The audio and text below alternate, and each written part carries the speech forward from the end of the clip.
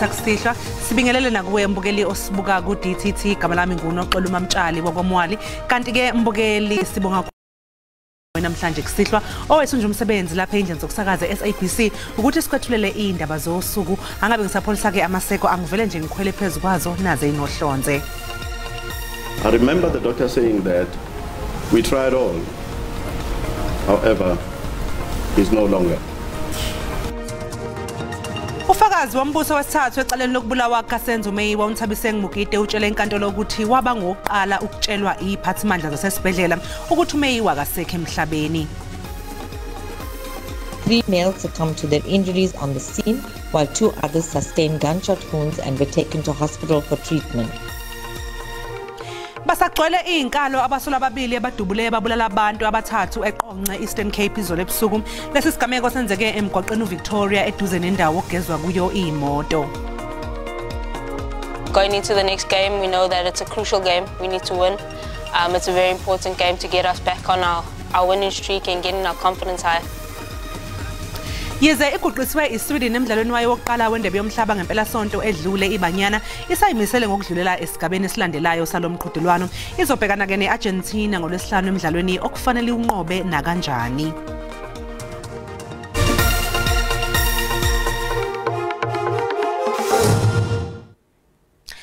Ongufakazi wesithathu ecaleni lokubulawa kaSenzo Meyiwa utshele inkantolo ephakeme ePitoli namhlanje ukuthi uyena owokuqala owatshelwa odokotela esibhedlela ukuthi uSenzo Meyiwa useshonile. Ufakazi uNthabiseng Mugide ongumakhelwane wakwaKhumalo lapho okwenzeka khona isigameko ngo2014 uphinde walandisa inkantolo ngalokho akubona kanye nokuqhuma kwesibhamu akuzwa ngela ngokwashona ngalo uMeyiwa. Ufakazi wesithathu wecala uNthabiseng Mugide ulandisa inkantolo ngokuthi wakuzwa ukuqhuma kwesibhamu. Ngaleso sikhathi wayehlezi emotweni yomngani wakhe bebhekene ngqo nomuzwa kwaKhumalo. Uthe emva kwalokho kwedlula ngejubane phambi kwabo umuntu othile ambona sengathi owesilisa. Ngesikhathi sihleli sixoxa emontweni sezwa ngomsindo omkhulu wokuqhuma sengathi kuqhuma isibhamu. Ngisathukile kunjalo kwadlula umuntu egijima ngesikhathi ngisatshela uYolanda ukuthi lo msindo oqhumayo owesibhamu.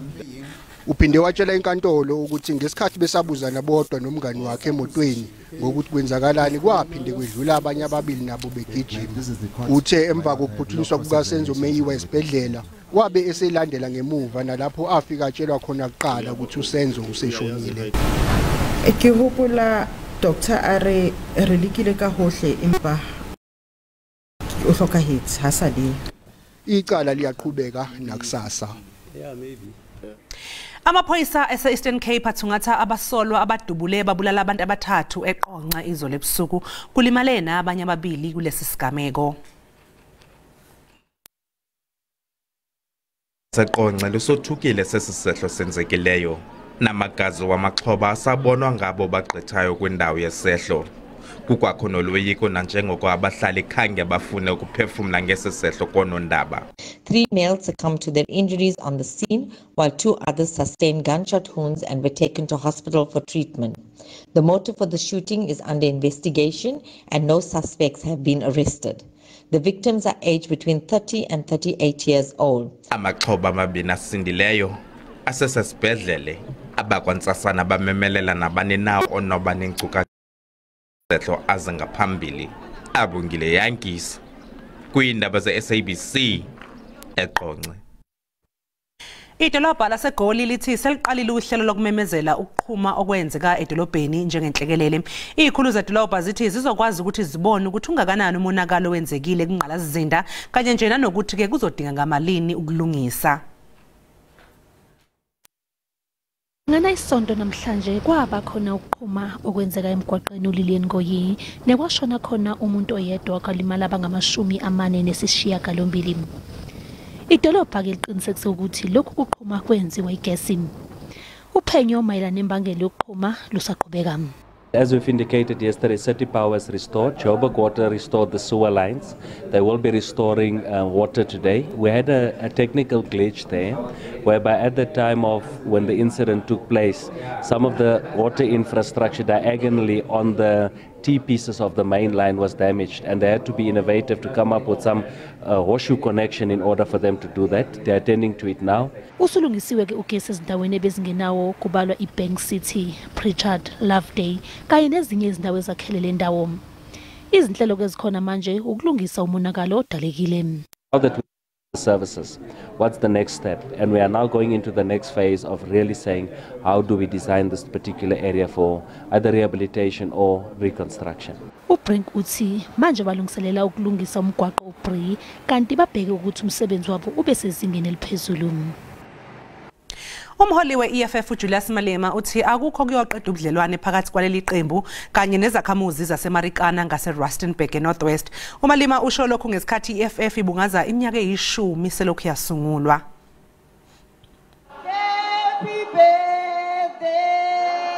Namhlanje iqembu i-EFF lisingathe umcimbi wokubungaza iminyaka eyishumi selokhu lasungulwa ngokusemthethweni eMarikana ngoMfumfu wonyaka u-2013. Symbolically, we are here today to thank the spirit of those who were slain on this land in defense of private interest and profit maximization.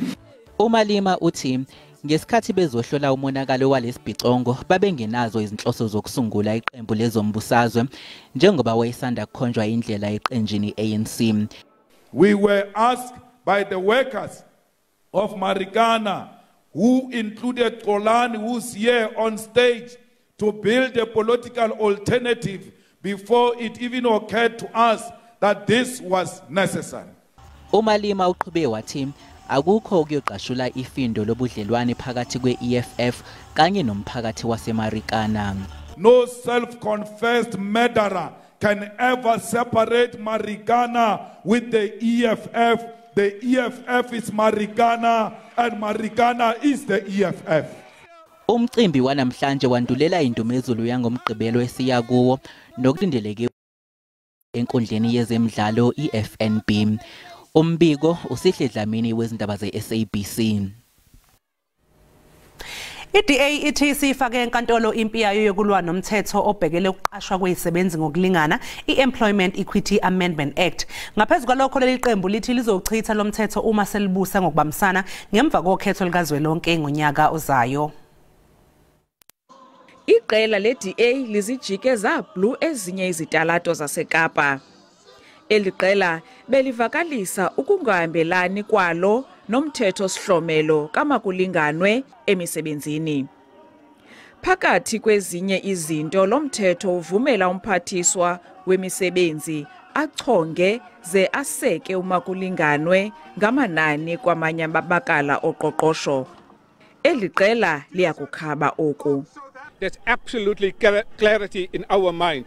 We will scrap the racial employment equity legislation that the ANC has put on the table, and we will put forward in a national government because we believe we will be part of a national coalition government.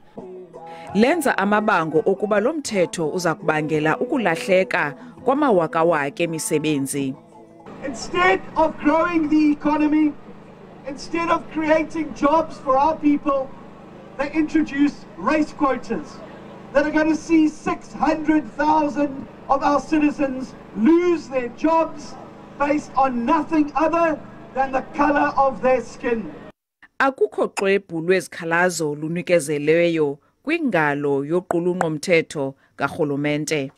Iqela leDA lithi esona sixhobo sokulwa umakulinganwe emisebenzini kukuba abemi boMzantsi Afrika babhalise ngobuninzi bavotele liqela kunyulo lonyaka ozayo.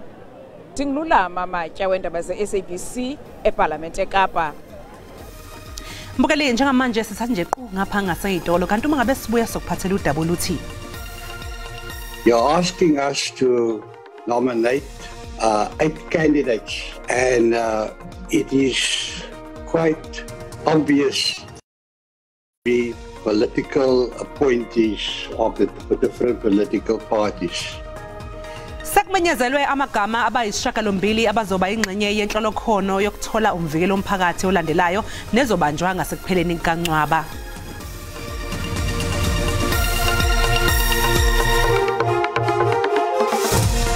The Great Price Rewind at SPAR. Are you for real? You could be one of 60,000 rewards customers to win your entire shop at a price from 60 years ago. To enter, get Huggies Dry Comfort Nappies or Nappy Pants Jumbo Pack for $199.99 and 3 kg Sunlight Hand Washing Powder for $74.99. Swipe your new SPAR Rewards card and you could be one of thousands of winners in the Great Price Rewind. Only at SPAR. So, that went well.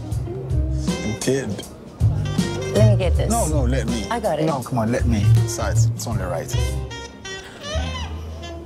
It's only white? Oh, no.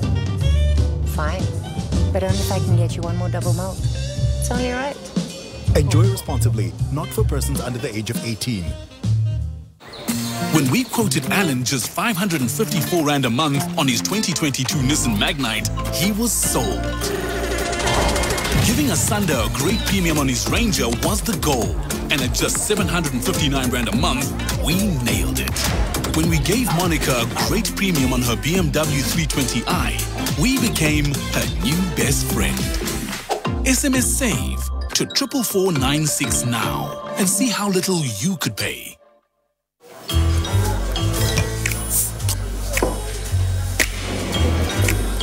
Wait, don't I know you from somewhere? Nope. Wait, what?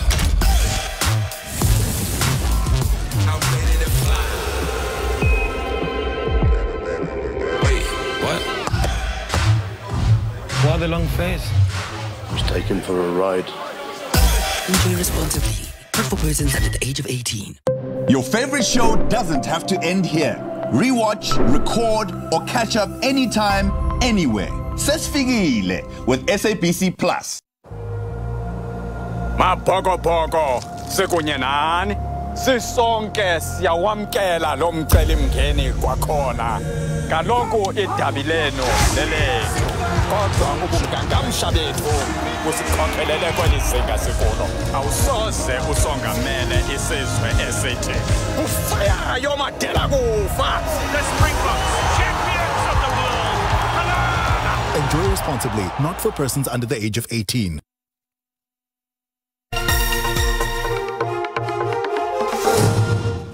Siphinde sikubingelele sikwamukele mbukeli mongabe usanda kungena utabeni oluphambili besibike ukuthi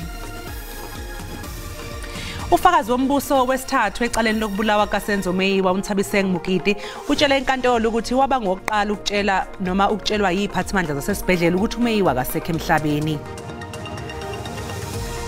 Asikhumbuzeke mbukeli wethu esimthandayo ukuthi lezi indaba zikhona phela na ku YouTube ungena nje kuye uyicinge ngamagama athi SABC Izindaba na kanjani uzosithola.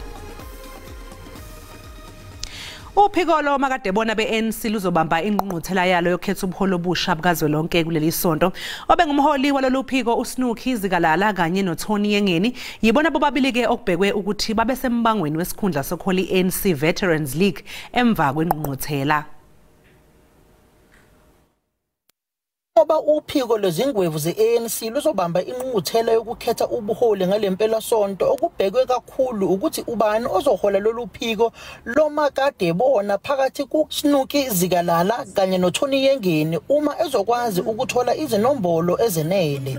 Engqungqutheleni yokugcina ye-ANC Veterans League owayengunobhala jikelele we-ANC ngaleso sikhathi uGwede Mantashe wabakhuthaza omakade bona benhlangano ngokuthi bacebise kanzulu ubuholi be-ANC esikhathini owubhekene naso ngaphambi kwengqungquthela ka-2017. You know, we're going through a difficult period as the ANC.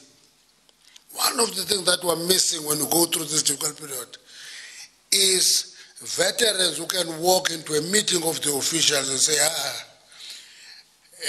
you are slipping out down here.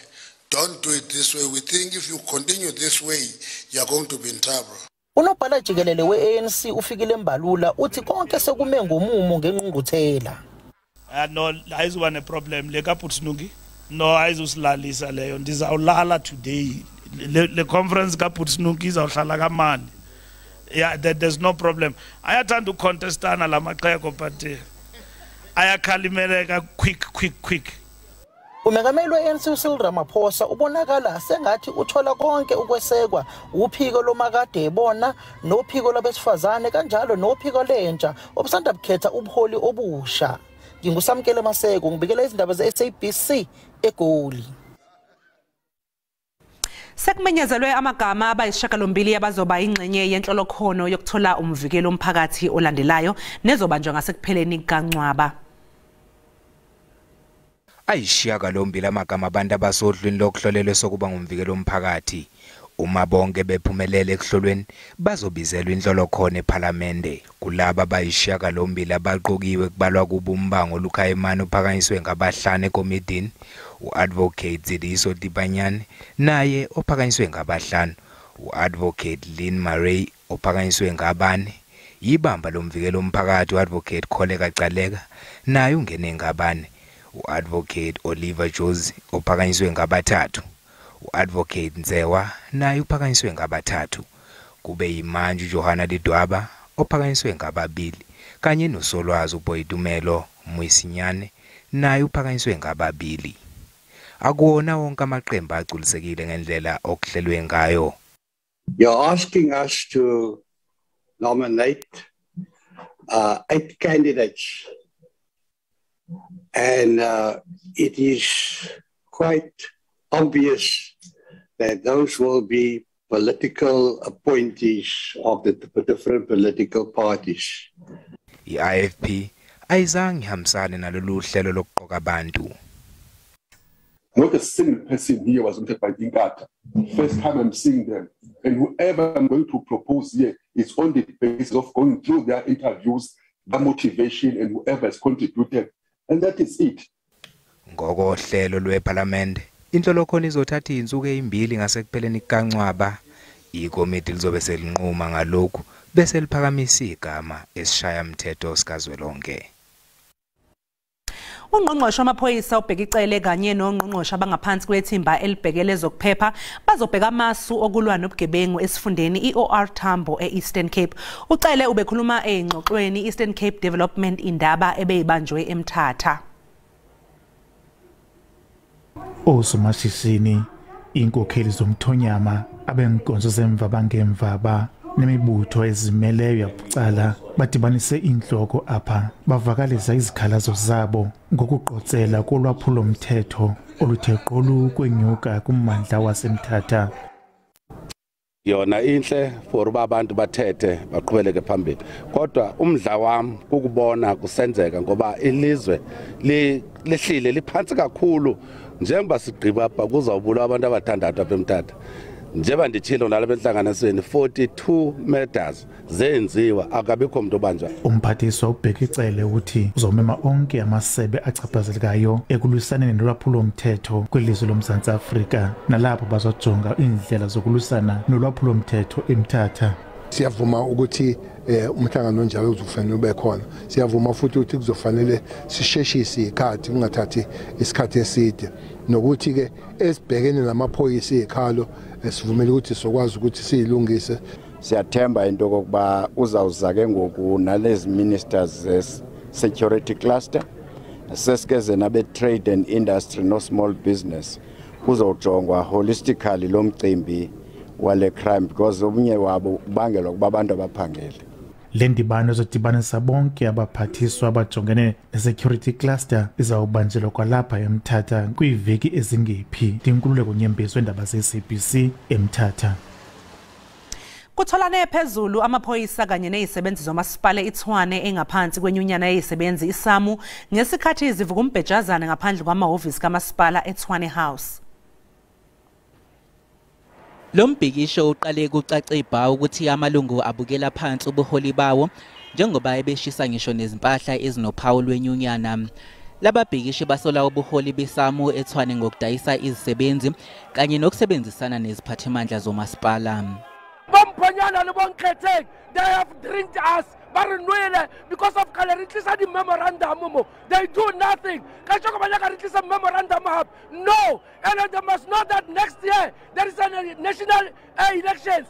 I'm so conflicted because we are here to come and demand for our salary. What we need for here is only our salary increase, only. Ubuholi benyunyana bugcine bukwazile ukudlulisa izimfuno zezisebenzi kumasipala.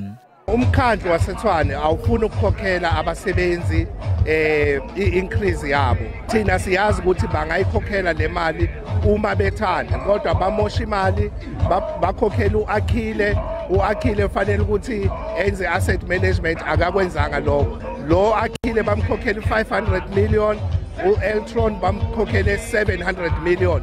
Banayo imali bayimosha.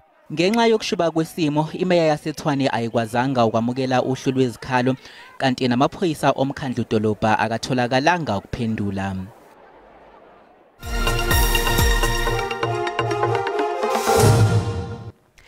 Ibanyana imisele ngokuqhubeka nokulwela somkhumla jezi kowendebe yomhlaba elakuleli ligoqile emidlalweni walo wokuqala kulomqhudelwano kanti ke kuzoliphoqa ukuthi lunqobo walo neArgentina ukuze phela lizoyisondeza emathubeni landelayo.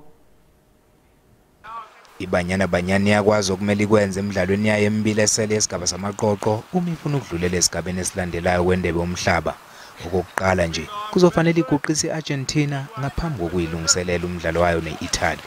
Njengoba ibanyana neArgentina bahlulwe emidlalweni yokuqala kubaphoqa bobabili ukuthi bawunqobe lo mdlalo abazowudlala. Definitely it was a really draining game, but we gave our best, we gave our all, and I think we are ready to face Argentina. It's a very important game for us. It's very important that we come with the same energy, like with the same goal, which is to try and get maximum points, because it's a very important game for both teams. Yize yaguqa emidlalweni wayo neSweden, kodwa kukhona okuhle okwabonakala kulomdlalo. Unfortunately, the loss against Sweden didn't go as planned. It's not the result that we wanted. But we moved forward. The girls played really well. We really went out there and did our very best. Going into the next game, we know that it's a crucial game. We need to win. It's a very important game to get us back on our winning streak and getting our confidence high. Njengamanje banyana isendaweni yesithathu eqoqweni uG kanti umdlalo wayo uzodlala neItaly ngolwesithathu esontweni elizayo. Njengamanje ke mbukeli sixhumana nentatheli yeSABC uAthule Joka oseKapa lapho phela kubanjwe khona idili lomculo ngaphambi kokuqala ke kwendebe yomhlaba yebhola lomnqakiswano neqala ngolwesihlanu. Athule sikubingelela sikwamkele ohlelweni lwethu indaba enza kusihlwa.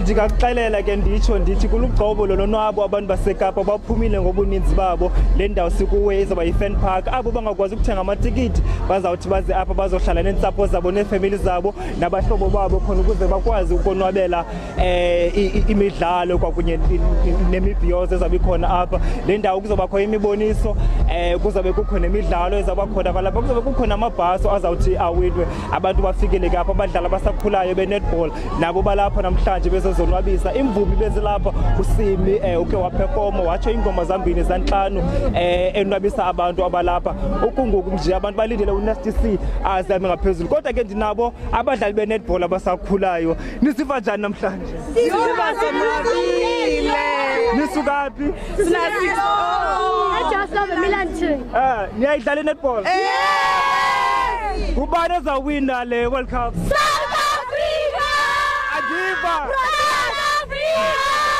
netball nidlala eziphi positions? Nidlalela wing attacker, GS, wing attacker, wing defender, wing D, center, wing A.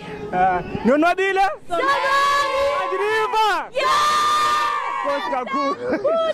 Abo ke ngabadlali bomnyazi basakhulayo ke baze apha uzobona lo mdlalo wehlabathi womnyazi nalapho ke basifuna lo mqela wenetball uzawuthi ke ushiye kubo ubakhuthaze khona ukuze nabo bakhulise izakhono zabo kuzobe konwatyiwe ke apha ezintsuku ezishumi lizizayo imidlalo elishumi ngamathandathu ezawuthi thatha inxaxheba apha intshatsheli iNew Zealand ijongwe ngamehlo abomvu kwakunye neAustralia nayo zintshatsheli izihlandlo ezilishumi elinanye nabo bazobe bejongwe ngamehlo abomvu kodwa ke namhlanje abantu bonwabile kakhulu apha iperformances zisatsho zisaqhuba abantu ke balumbidele enye yendumasi zemvumi uNasty C nophuma KZN nabo ke umbono olapha eKapa ke ngelixesha xa ndikubonisa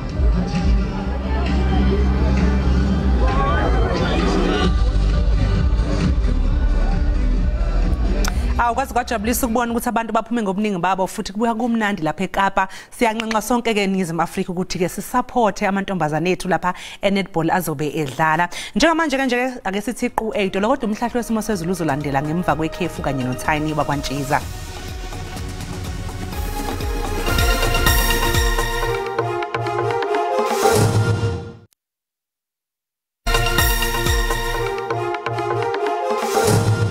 Bingelele ke mbukele emakhaya ngiphinde ngikwamukele kwisimo sezulu sanamhlanje kusihlwa ake sibheke ukuthi simi kanjani ke ligubha magagasi kakhulukazi njengempela laphana esifundazweni sase Western Cape kanti ke futhi ke zikhona ke leza imvula ezinamandla ikakhulukazi njengempela laphana esifundazweni sase Eastern Cape komthatha kuyana kanjalo esifundazweni sase Western Cape kanti ke esifundazweni sakaZulu Natal lithenje ukuphenya kuyana kanjalo esifundazweni sase Gauteng kanti ke kusasa ligubha magagasi ke kanjalo ke laphana esifundazweni sase Western Cape ikhona ke nale yankungu ekhasa phansi elindelekile ke eKapa lodumo kanti ke zikhona ke naleza imvula ezingatheni elindelekile laphana esifundazweni sase Eastern Cape kuyana kanjalo laphana esifundazweni sase Free State kanti ke amazinga okushisa ame kanjena yokusihlwa liyabanda ke ngempela izulu kakhulukazi njengempela laphana esifundazweni sase Western Cape masibheke nje laphana ko Sutherland u1 eAppington ke liyabanda ngo3 kanti ke laphana ke Kimberley